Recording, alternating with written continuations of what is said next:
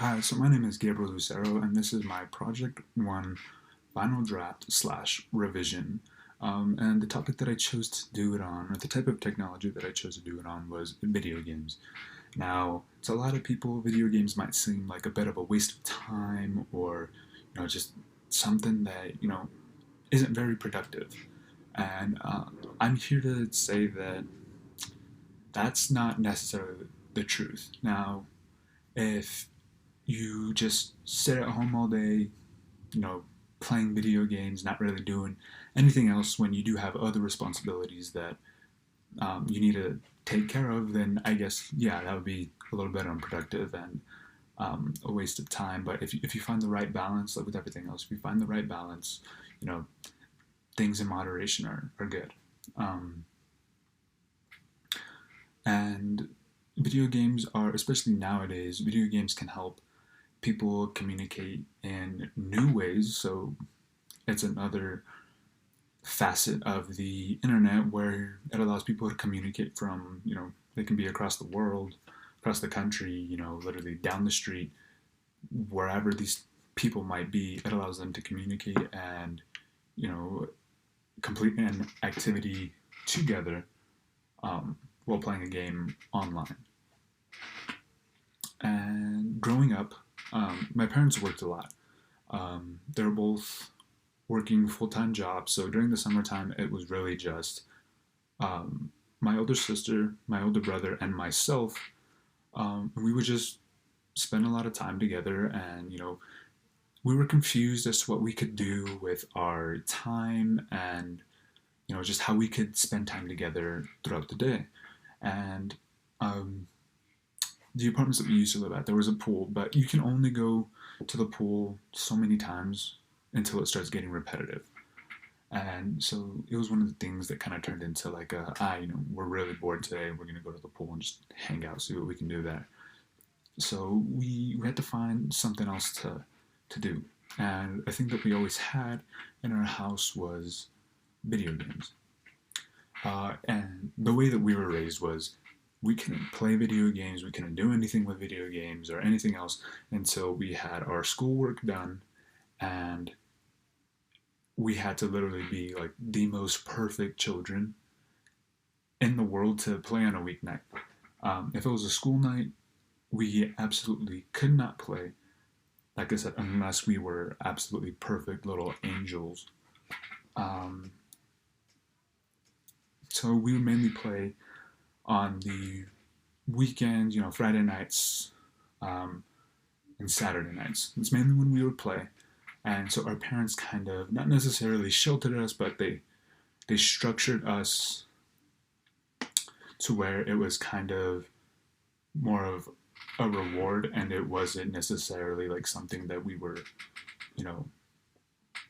they made sure that we wouldn't take advantage of it and waste our time with it. And the very first console that I played with my brother and sister was the image on the right. That is the original Xbox, I believe, from 2000 or 2001. So it's about as old as me. And and it was one of the first consoles that we had owned and that I had played with my brother and sister. So it was a very big thing for us because it was what we could do over the summer to spend time with each other. And for me, the whole kind of point of this project isn't necessarily just video games themselves. The video games themselves and the technology behind them are all very, very important. Of course, right? There wouldn't really be a huge kind of community for video games to this day if there wasn't any improvements or any major things going on.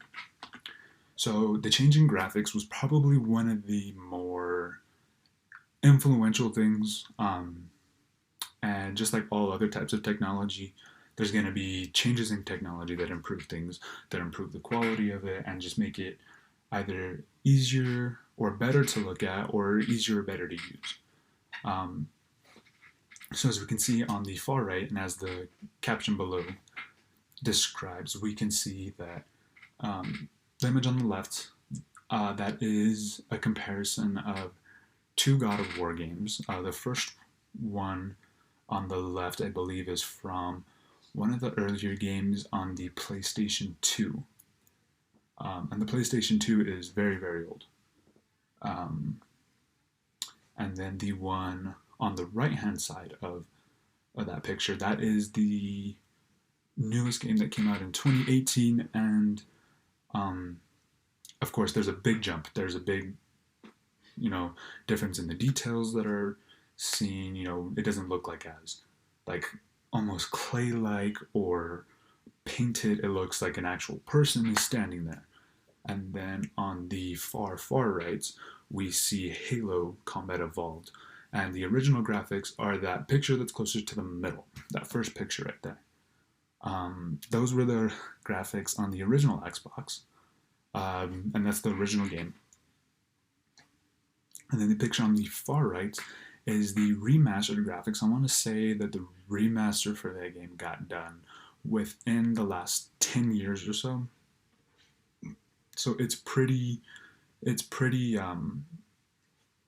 up to date and pretty new as to what the graphics are today. But even today, some of these games, they don't really compare to what's coming out and what will continue to come out. Like right now, some of the games that are out or coming out right now have some of the best graphics that I've ever seen. And in 15 years, that'll be another thing where it's like, I can't believe we were playing on graphics that looked that bad, that were that blurry, that pixelated. So it's, as technology changes, the graphics are going to continue to look better and stuff like that. And for all we know, in 15 years, we might be able to actually put ourselves into a game. It's not just a character or whatever. It'd be something where it'd feel more like real life. But the importance of this project wasn't really any of that for me. Yeah, the technology behind it is very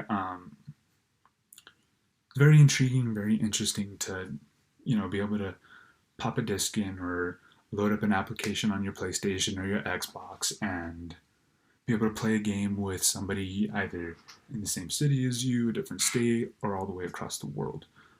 A lot of that's with the help of the internet, but these consoles, yeah, they do have a lot of impressive technology in them, but that's not really the importance for me, and that's not what I want to portray for this project. The importance for me was being able to create memories and be able to spend time with my siblings. A lot of people either are, single kids, or they don't really get along with their siblings that well.